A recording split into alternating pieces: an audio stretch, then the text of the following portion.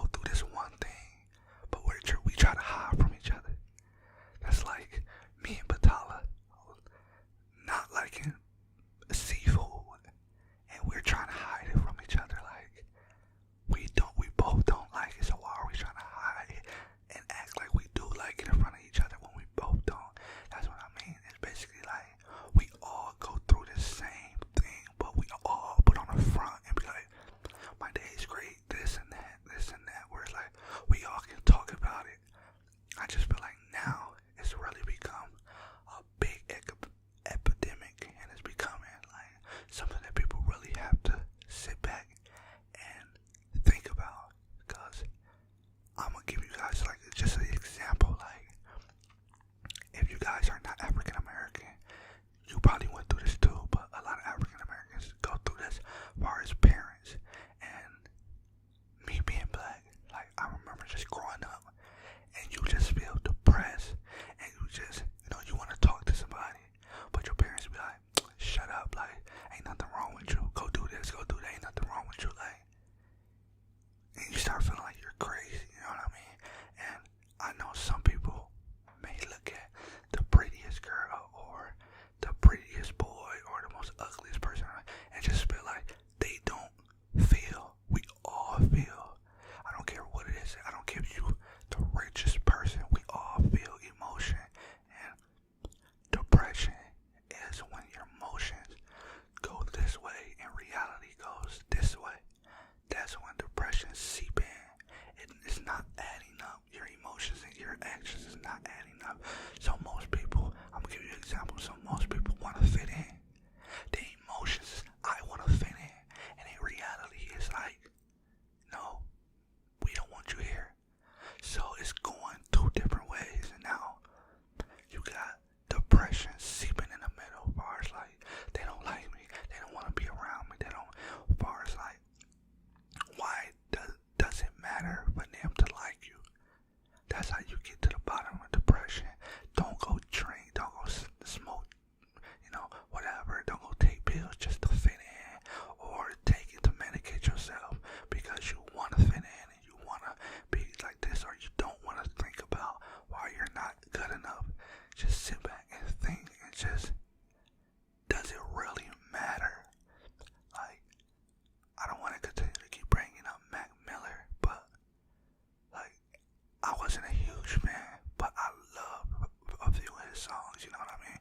I got friends who really love Mac Miller, and I see they in Twitter, I see they Instagram, they Facebook posts, and it's like, wow, this artist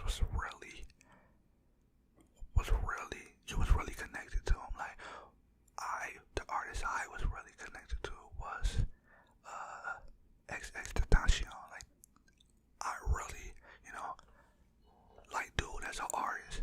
So, and like B was around me at the time. So when that happened, I kind of took it hard. It was weird, cause then I started thinking about, like, I don't want to say it on camera, but I started thinking about like passing and all that stuff. It's just like any day it can happen, you know what I mean?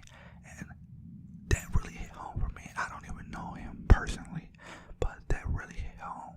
So I just want to tell you guys, if you're going through depression, go talk to somebody. I noticed J. Cole just, he didn't go through, he posted like a few like tweets, like he was kind of going on a rant, like a small rant, where it's like he's tired of seeing our generation fall from this disease, because it is a disease. Like, it's a man-made disease, because depression is something that harbors over you, and it's no one around you that feel like they care. And this man-made disease, as called depression, can be fixed just with compassion. That's the cure for depression, is compassion. Like, if I'm depressed and I don't know what to do, all it takes is somebody around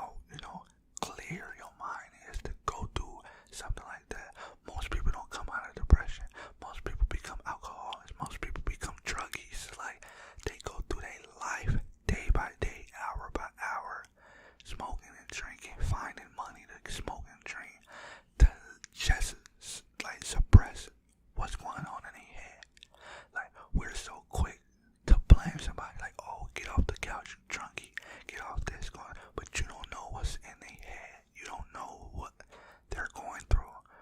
And I'm the type of person, I hold a lot of people accountable. The thing that makes me mad is when I know you know the right thing. You know what I mean? The people who try to take advantage. Them the people that make me mad. Not the people who trauma, you know what I mean? Going through, like, in the military, people see people die, and when they come home, you know, they be traumatized, and they gotta go through therapy, and they gotta go talk to a psychiatrist every day to get their mind straight. But why we don't get that same, you know, treatment for people who's in a hood, people who's in these trailer parks, people that's, you know, that's disfranchised. And I'm not even just talking about African Americans, because if you look at it, it's more poor, you know, white people is more poor, like, than black people, but that's because there's more white people in the world. So I'm not even talking about color, I'm not even talking about race. My thing is, why can't it have that same, you know, that same outlook on the people that live here? You got kids watching their parents die, car crashes. You got people getting shot every day. You got drive-bys. You got, you know, kids going into schools and shooting kids. You got all this stuff is happening in our generation. And it's crazy because, like, we gotta just sit back and tell each other we'll get over it. It's like people expect us to have thick skin and have thin skin at the same time. You want me to show compassion, but then you don't want to see, you know, me in my most vulnerable stage. So with this video, like, I don't want to just give all positive, you know what I mean? My last affirmation, if that's how you say affirmation video, I was just telling you, you're great, you're great. This video, I want you, like, this is a big issue. Like, I want people to really, really understand that you are great. If you're depressed, please talk to somebody. Like, even if you don't want to